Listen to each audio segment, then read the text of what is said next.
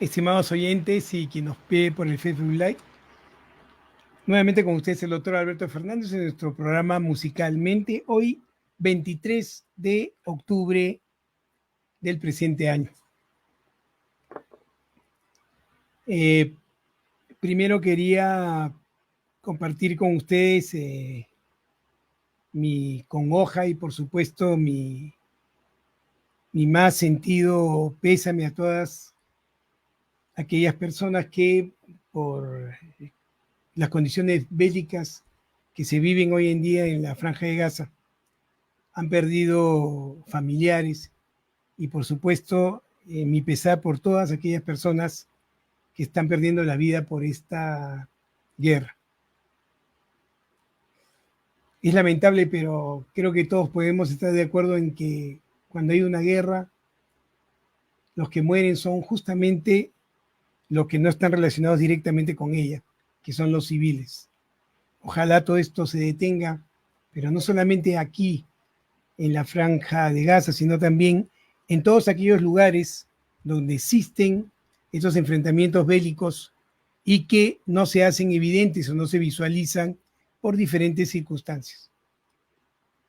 Dicho esto, el día de hoy quería conversar con ustedes sobre un concepto que está dando vueltas en el Internet y en aquellas páginas que están involucradas en la información médica sobre un concepto denominado COVID de larga duración.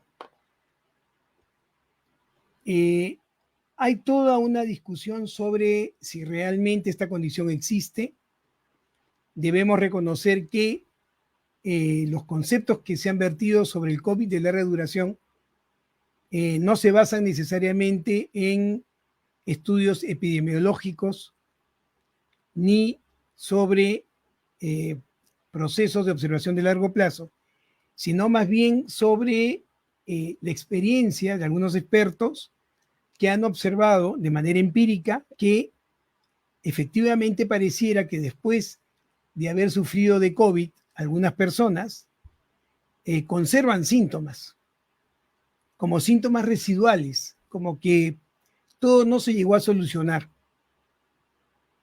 Nosotros hemos tenido oportunidad de ver en la consulta pacientes que efectivamente notan cambios en su estado de ánimo y sobre todo en sus funciones cognitivas, ¿no?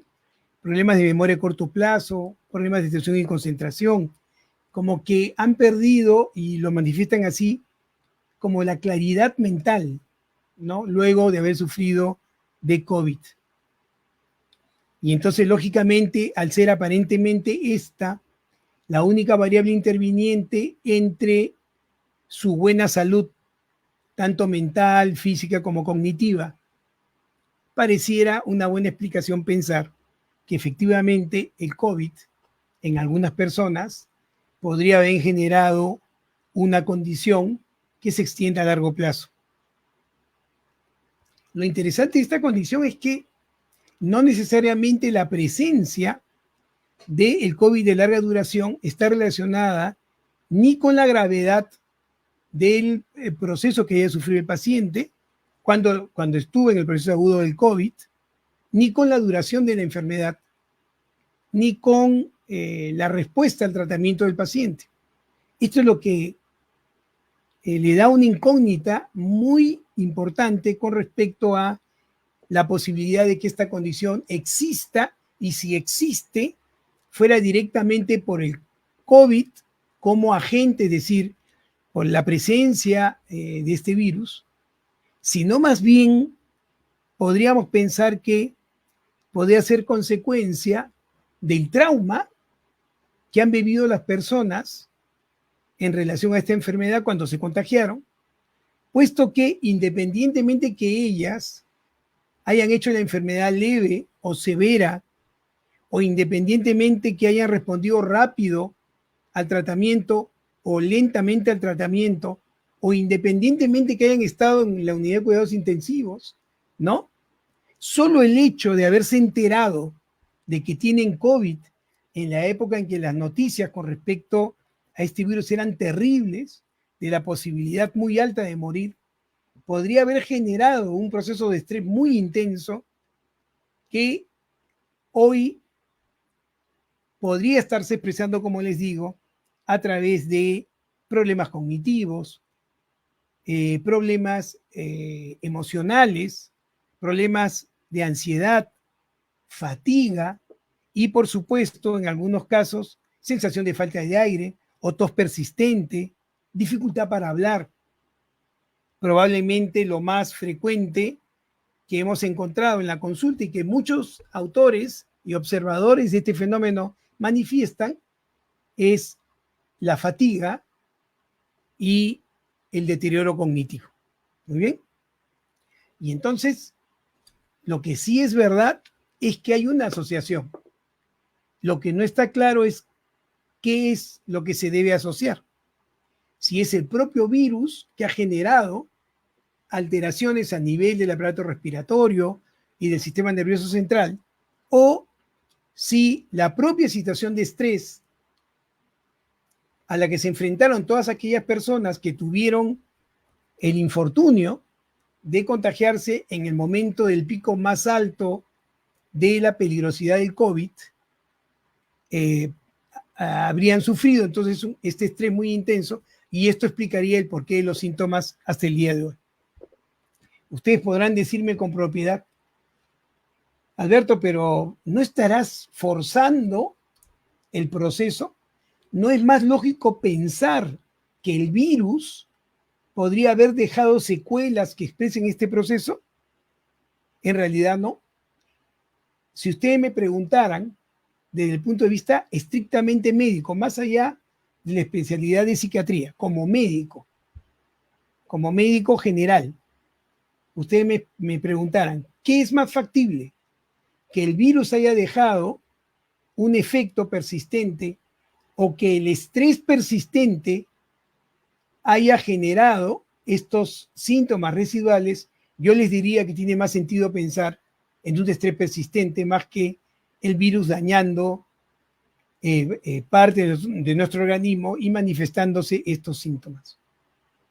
Porque ya hemos conversado lo que es capaz de generar el estrés persistente sobre los seres humanos, lo que es capaz de tener por momentos prolongados al organismo en jaque, es decir, al organismo preparado para la acción ante una situación de emergencia, y que encima de este proceso la propia condición de no saber qué va a pasar, de no conocer quién nos ataca, de no saber cómo se va a comportar, sumado al estrés propio del diagnóstico, podrían ser suficientes para generar un trastorno de estrés que haga que algunos síntomas persistan y que puedan ser sobrepuestos, es una posibilidad, o que puedan ser confundidos con diagnósticos propios de secuelas del COVID.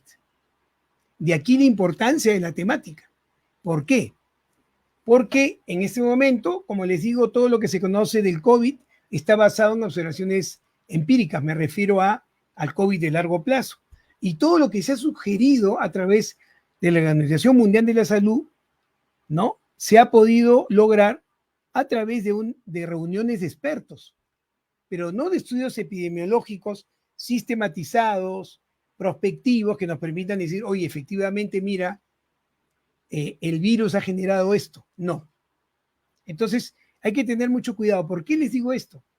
Porque si nosotros posicionamos el COVID de larga duración como generado por el virus, entonces vamos a comenzar a buscar causas de índole inmunológico o antigénico para generar entonces fármacos o procedimientos farmacológicos que permitan no llegar a esta condición. Y entonces estaremos nuevamente en este marasmo de cuánto nos tenemos que vacunar, de cuánto medicación tenemos que tomar después de haber sido diagnosticado este proceso, y esto sería un fenómeno de nunca acabar, ¿no? Basados fundamentalmente en cierto desconocimiento que nos puede provocar, por si acaso, seguir en tratamientos que todavía no conocemos a largo plazo qué generaría. Esto es importante por lo siguiente, por favor, no confundir mi opinión en relación al COVID y las vacunas. Eso está claramente demostrado y hay que seguir el programa de vacunación. No me refiero a eso. Me refiero a la condición del COVID de larga duración. En todo caso, ya se ha establecido que las vacunas no protegen contra la posibilidad de que un ser humano haga un COVID de larga duración. Eso lo tenemos claro. Entonces, las vacunas se tienen que poner. Eso no está en cuestionamiento. Por favor, no confundir la opinión. Estamos hablando de este proceso que todavía no está bien identificado, ¿no? Y que, como les digo, puede deberse a múltiples factores más allá del propio virus como organismo que genere daño a los diferentes sistemas de la economía del ser humano. ¿Estamos de acuerdo? Entonces, es bien importante esto. Entonces, la OMS ha juntado expertos para que den opinión sobre esto, porque efectivamente muchos profesionales están encontrando esta inconveniencia que les señalaba con respecto a algunos síntomas que terminan de no convencer del todo si el paciente ha salido del COVID o no. Pero miren ustedes, otra cosa que es importante señalar es que los síntomas que podrían darse después del COVID agudo podrían no haberse presentado en el propio trastorno. Eso complica más todavía el problema. ¿Se dan cuenta? Porque si yo no he tenido el síntoma A, B o C al principio, ¿no? ¿Por qué me aparecen después? O si los he tenido, ¿por qué se prolongan? Son los mismos procesos, son procesos separados, es realmente una dificultad. Pero sobre esa dificultad, la misión de este programa es que ustedes estén informados. Y entonces les voy a informar sobre este proceso. En general, podemos decir que según la Organización Mundial de la Salud, el COVID de larga duración es un proceso que se da fundamentalmente y obviamente en las personas que desarrollan COVID-19. ¿Estamos de acuerdo? Y que se recuperan por completo. La mayoría de pacientes que hacen este proceso se han recuperado por completo del COVID. ¿No? Recuerdan, algunos nos daba COVID y decía, oye, fue leve, la verdad es que no necesité tratamiento y pude solucionar el problema sin ningún problema. Y entonces es muy complicado poderlo definir desde este punto de vista, pero ese es el concepto. Personas que sufrieron de COVID, solucionaron el problema del COVID y posteriormente hacen estos síntomas. Y últimos datos informan que aproximadamente del 10 al 20% de la población que experimenta este tipo de efectos a mediano o largo plazo, luego de recuperarse de la enfermedad. Entonces, ¿cuál sería la definición del COVID de largo plazo? Son aquellas personas que han sufrido COVID, que en su mayoría se recuperaron del proceso y que comienzan a presentar estos síntomas a largo o mediano plazo.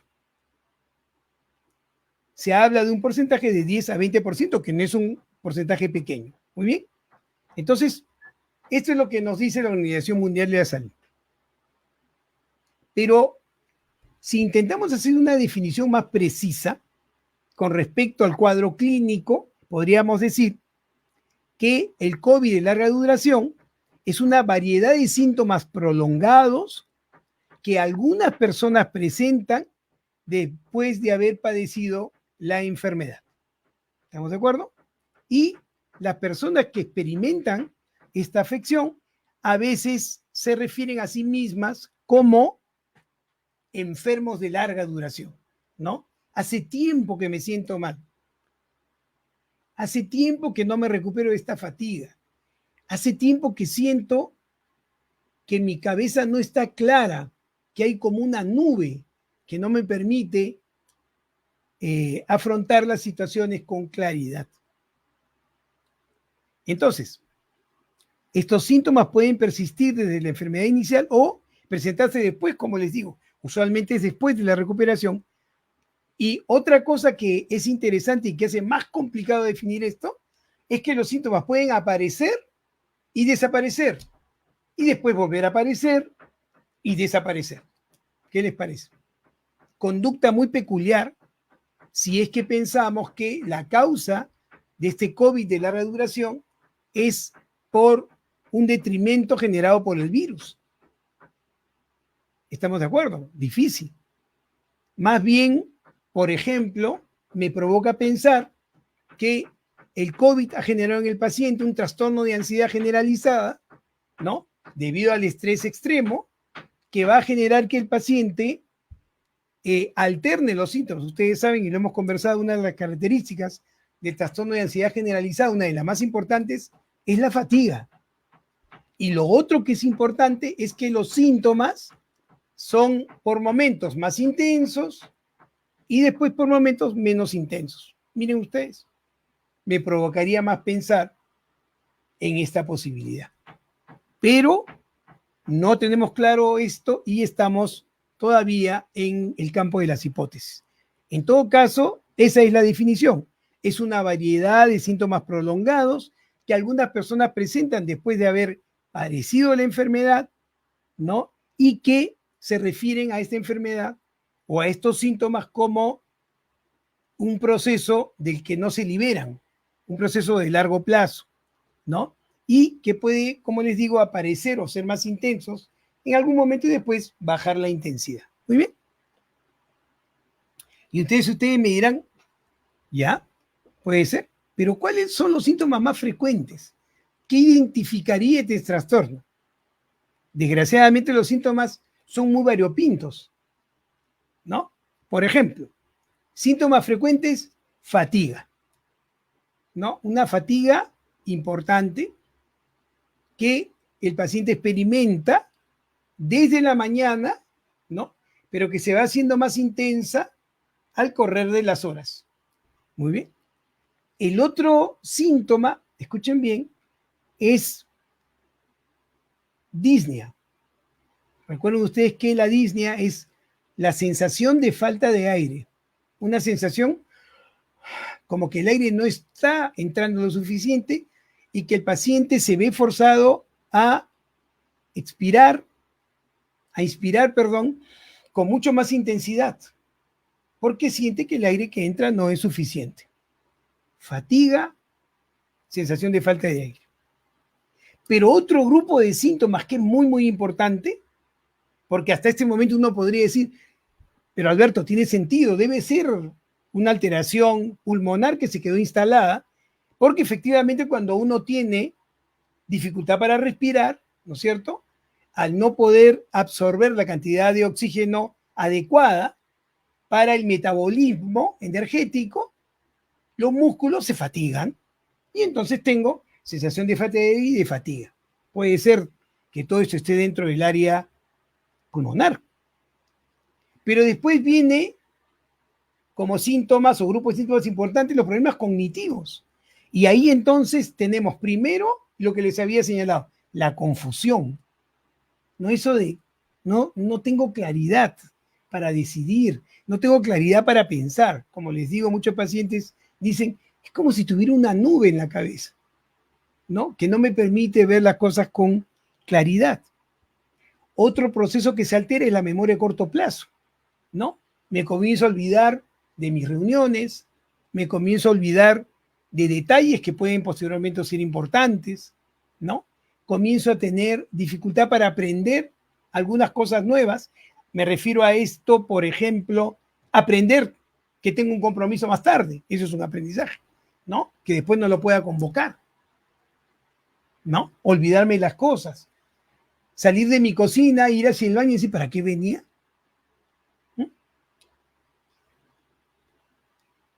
Y además, una disminución de la atención y la concentración. Es decir, poderme enfocar en una cosa de manera clara, ¿no es cierto? Y que el resultado final de ese procesamiento sea productivo. Es decir, atiendo y me concentro.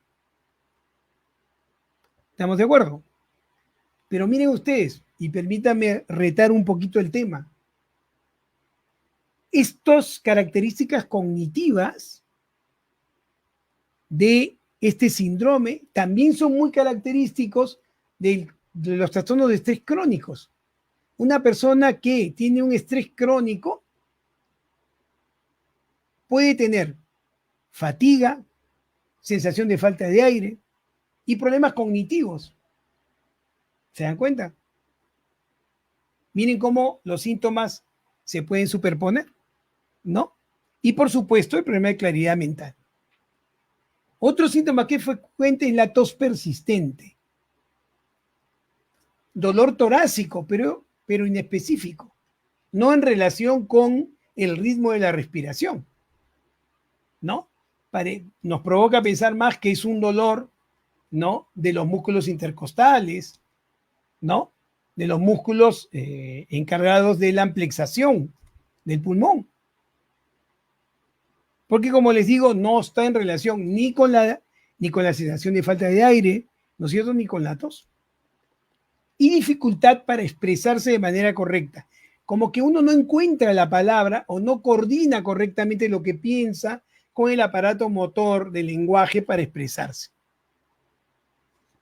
¿Se dan cuenta? Por otro lado, y vean ustedes, acá está este síntoma que nos tiene locos a todos, que hemos hablado, creo que en todas las patologías del área de la salud mental, ¿no? Dolor muscular inespecífico. ¿Qué les parece? O sea, me duelen los músculos, pero de manera inespecífica. Inespecífico significa que está en diferentes lugares y no puedo identificar la causa del dolor. No tiene especificidad. Pero lo que sí se ha podido establecer es que están alterados fundamentalmente, o se describe el dolor muscular fundamentalmente, en los músculos antigravitatorios. ¿Se acuerdan? Esos músculos que nos permiten estar en posición erecta, en contra de la gravedad, que están trabajando constantemente.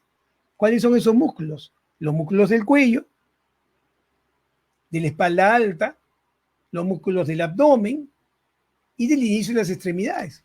Eso es lo que nos mantiene en esta posición.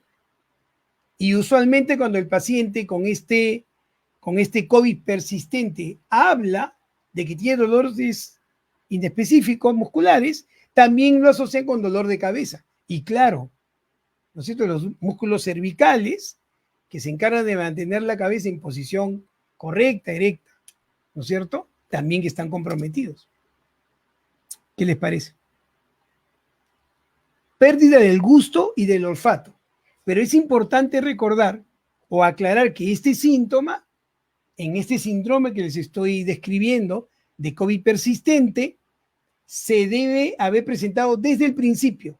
No se han descrito pacientes que no han tenido esta molestia a la hora de la infección y después han presentado la molestia. No.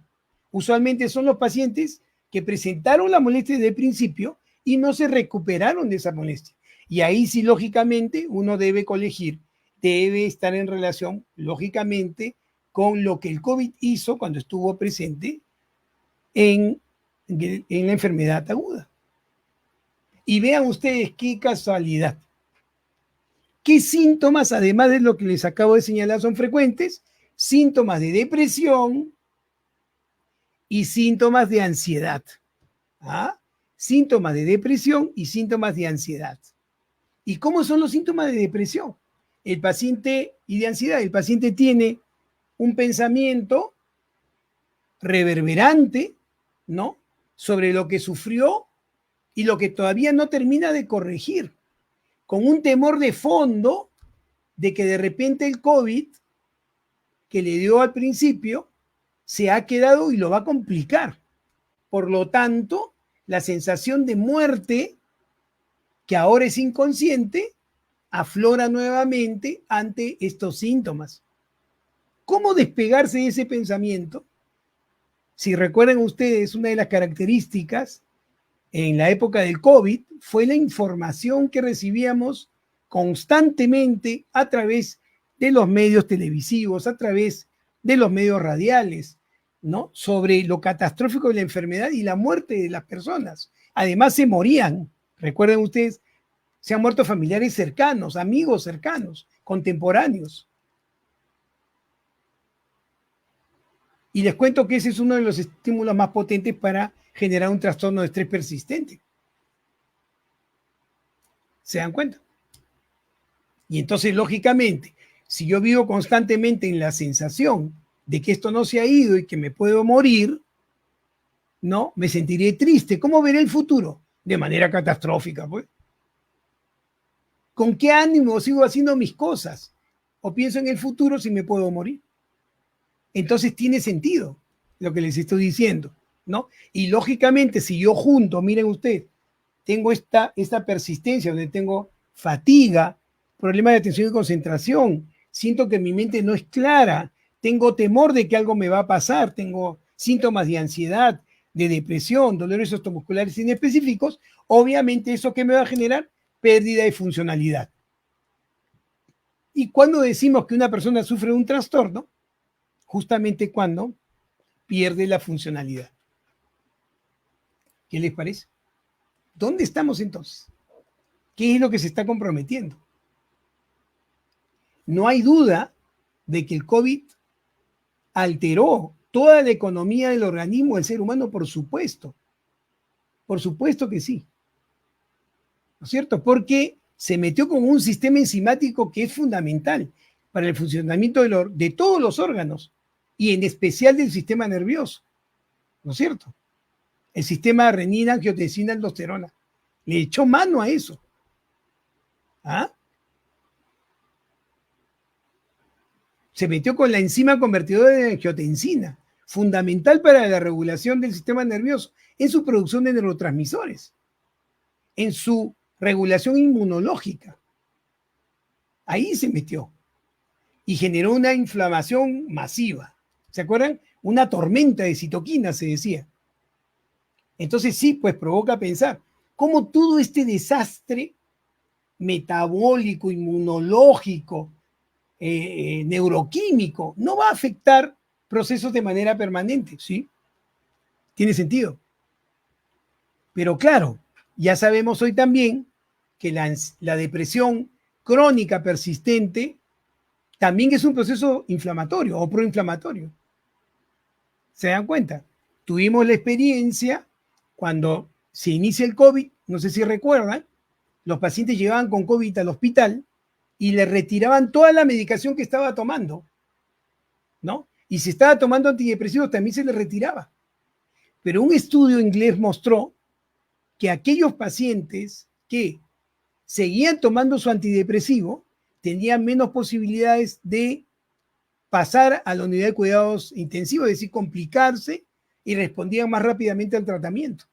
Y se optó por, al final de la pandemia, no tocar el antidepresivo si es que el paciente llegaba con su antidepresivo por un trastorno depresivo mayor, mostrando efectivamente que los antidepresivos podrían tener un efecto antiinflamatorio. Entonces, ven cómo los procesos se comienzan a traslapar. ¿Dónde comienza qué? ¿Dónde empieza y termina el proceso? ¿Cuánto es ansiedad y alteración de los procesos inflamatorios?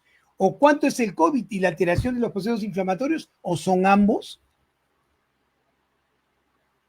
¿Se dan cuenta? Por eso, no debemos perder esto de vista. El ser humano maneja sus procesos de estrés con fines fundamentalmente de supervivencia. Pero cuando se les pone un estrés persistente, es muy difícil que posteriormente se libere de esa deuda que su organismo termina de alguna u otra forma adoptando, que después no va a poder pagar. Muchos nos preguntamos, y vuelvo a la Franja de Gaza, ¿no? Nos preguntamos, ¿por qué sigue la guerra? ¿Por qué la gente sigue en el mismo proceso, independientemente de las causas? ¿Por qué?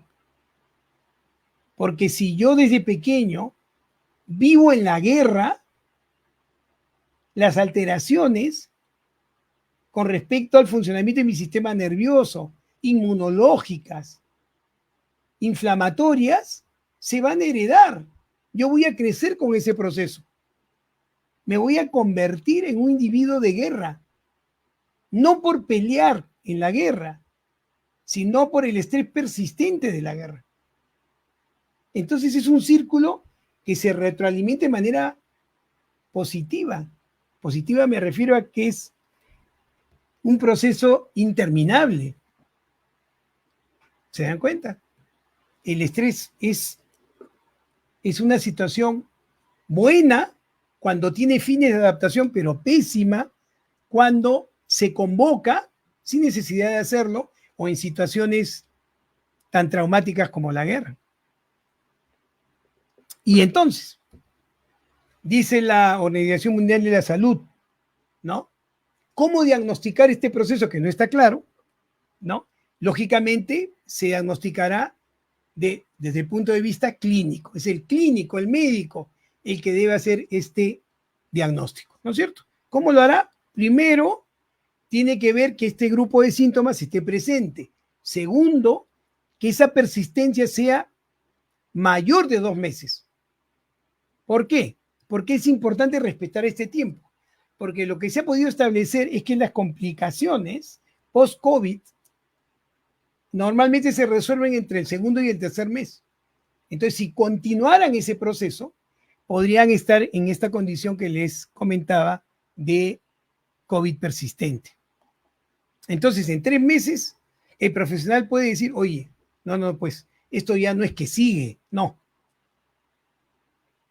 Ya no es que sigue, ya no es por el propio virus, sino más bien por lo que ha dejado y que ha afectado al paciente.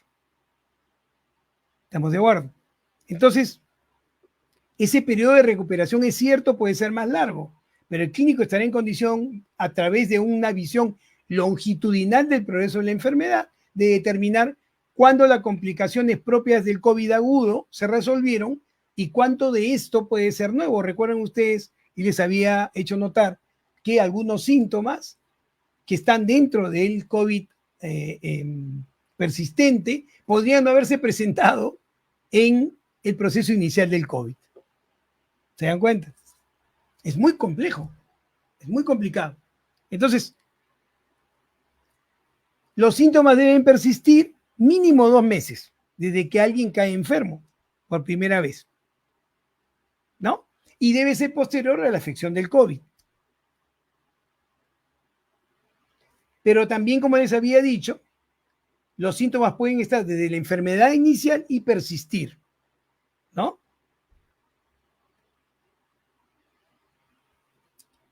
Lógicamente, el clínico debe descartar otras afecciones que podría tener el paciente, porque un paciente que ha sufrido de COVID no está libre de tener una infección por influenza.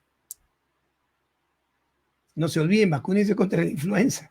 Muchos de nosotros han descuidado eso por estar solamente pendiente del COVID. Muy bien, el enfermarse de un virus no nos exonera de enfermarnos de otro. Así que hay que tener mucho cuidado con eso. Entonces, primero, veo los tiempos, paciente con COVID, más con estos síntomas, más de 2, 3 meses, ¿no es cierto? Y exploro otras patologías y no se pueden, estos síntomas no se pueden explicar por otros procesos, ¿no es cierto? Y entonces llegamos a la conclusión que efectivamente el paciente podía pasar por esta condición de COVID persistente. Pero miren ustedes, yo les había dicho que los síntomas pueden presentarse y desaparecer y volverse a presentar. ¿Qué pasa si el paciente va donde el médico con la historia de que ha tenido y que en ese momento ya no tiene? ¿Qué le dirá el médico? No, pues no es COVID persistente. Y después de 3 meses vuelve a aparecer el paciente, doctor, tengo los síntomas que tenía hace 9 meses. ¿Qué les parece? Y entonces uno dirá, oye, sí, ¿no? Es COVID persistente, pero con esa alternancia es muy difícil de creer o muy difícil en todo caso de poder identificar una entidad médica que entre en esta caracterología clínica. Complicado. ¿Cuánto dura? Nadie sabe. Nadie puede predecir el tiempo de cuánto duraría el COVID-19 persistente. Nadie puede saber. No se sabe hasta el día de hoy. La mayoría de las personas, dicen los expertos, ¿no? Sienten la mejoría de los síntomas, pero sabemos que pueden persistir y que la intensidad del síntoma puede alternar. O sea que uno en realidad nunca está seguro si se liberó de esta condición. ¿Qué les parece? ¿Cuáles son los factores de riesgo? ¿Cuáles son los factores de riesgo de sufrir COVID persistente? Obviamente no se sabe, porque uno podría decir intuitivamente, Alberto, claro, si yo tenía un COVID grave, ¿no? ¿Hay más probabilidades que haga? No. No se ha podido establecer eso. Pero lo que sí se ha podido establecer es que la gravedad del COVID podría predecir, si les diera COVID persistente, el tipo de síntoma. ¿No es cierto? ¿Y qué tipo de síntomas son más frecuentes si he tenido una complicación importante respiratoria cuando tuve el COVID agudo? Disnea, sensación de falta de aire. Pueden ser los síntomas que se presenten con más probabilidad si es que el paciente ha tenido estas complicaciones. Entonces no se sabe con certeza, no se sabe con certeza, pero sí podemos hablar de estos procesos. Disnea, por ejemplo, ¿no? Si he tenido un episodio donde estaba en la unidad de cuidados intensivos, pucha, la disnea probablemente sea un síntoma si me diera COVID persistente, pero yo les pregunto a ustedes, o no les pregunto, les comento. Uno de las sensaciones más insoportables del ser humano es la sensación de falta de aire. Y una de las condiciones con que se puede presentar con más seguridad trastorno de estrés postraumático es un evento en el cual el paciente ha estado privado de respirar. ¿Qué les parece? Es un proceso básico de la supervivencia del individuo, respirar.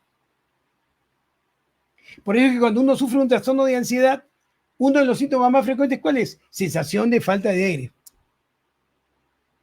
Aunque en realidad no tenga nada que explique esa sensación. ¿Qué les parece? Muy bien. Y entonces ante este cuadro que, como les digo, es muy difícil de ubicar, ¿no? Viene la pregunta que ustedes pues me harán con propiedad. ¿Ah? ¿Cómo trato este proceso? Muy bien. Hasta hoy, si hablamos de tratamiento farmacológico, es puramente sintomático. ¿Tienes tos? Toma para la tos. No hay otra alternativa. ¿Estamos de acuerdo? Todavía no se ha pensado en la posibilidad de que de repente un tratamiento psicoterapéutico, donde el paciente aprenda a respirar nuevamente, donde el paciente pueda reconocer en realidad su fatiga o la pueda localizar, o en todo caso la pueda evidenciar ante situaciones determinadas, podría ser una alternativa buena de tratamiento. ¿No es cierto? Pero estamos en esta dificultad. ¿Qué cosa es lo que realmente deberíamos hacer? Y yo quiero comentarles algo. Vean ustedes. Cuando uno estaba en el colegio, le enseñaron que el cerebro tenía 4 comandos, ¿se acuerdan? El lóbulo frontal, occipital, los parietales y los temporales. Pero no son 4, son 5. Hay uno que no se ve, que está dentro. Se llama ínsula. La corteza insular, ¿saben de qué se encarga? De coordinar el funcionamiento de los órganos internos en relación a la programación motora, es decir, en relación a la motivación para moverse, es decir, a las emociones. ¿Qué les parece? Ejemplo, estoy yo cómodamente sentado en una cafetería y veo pasar a la mujer de mi vida. ¿Qué me pasa? Me palpita el corazón, ¿no es cierto? ¿Quién se encarga de coordinar esta sensación, ¿no?, de amor eterno con la conducta de mis órganos internos? La ínsula. La ínsula es la que hizo que mi frecuencia cardíaca aumentara. ¿Por qué? Porque esa situación convoca, desde el punto de vista más primitivo, una conducta reproductiva. Entonces es normal que la frecuencia cardíaca aumente. Eso lo hace la ínsula. Pero se ha encontrado que en el COVID uno de los órganos de las cortezas más afectadas es justamente la ínsula y que se generaría una distonía, una descoordinación entre la proporcionalidad de la emoción en relación a la adaptación de los órganos internos. ¿Y cuáles se alterarían más? Aquellos que corresponden al sistema cardiovascular y respiratorio. ¿Se dan cuenta? Ahora, si ustedes me preguntaran, ¿y eso qué tiene que ver con la salud mental? Les cuento que el trastorno obsesivo compulsivo, ¿no es cierto?, donde justamente no hay una concordancia entre la conducta y lo que uno siente, tiene comprometida la ínsula. Y el trastorno de estrés postraumático tiene comprometida la ínsula. ¿Qué les parece? Parece que hay un común denominador.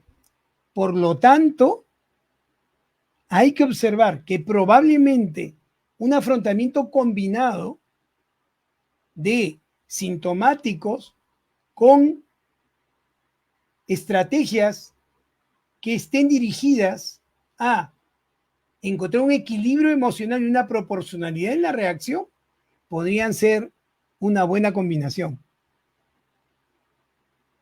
Por eso es importante cuando uno intenta darse cuenta del fenómeno de una enfermedad, tiene que encontrar el dato duro, es importante eso. Y ver cuál es la fisiopatología, es decir, cuál es la conducta del órgano ante esta dificultad. Y con eso poder plantear o predecir el daño y poder tratar el proceso.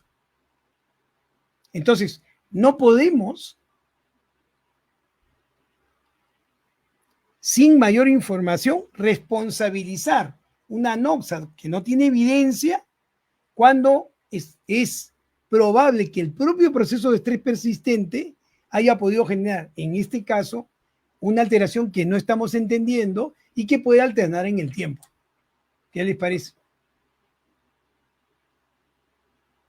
Muy, muy importante. ¿Ya?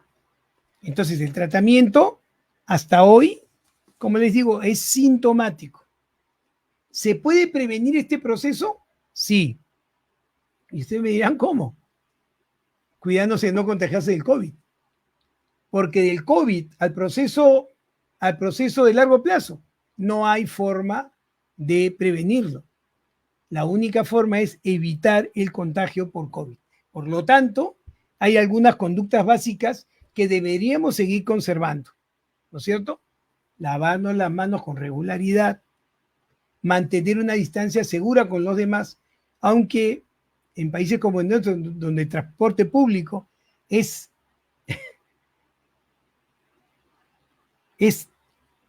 un proceso que tiene como característica fundamental ir apretaditos, va a ser complicado. Usar mascarilla juntamente en aquellos lugares donde no puedo guardar la distancia, ¿no? Vacunarse, hacer el programa de vacunación completo, ¿no? Y tomar precauciones al toser o estornudar para evitar así que el patógeno sea compartido. Entonces, la única prevención es no tener COVID. Ahora, ustedes me preguntarán con razón, ¿la vacuna protege contra el COVID persistente? No. No.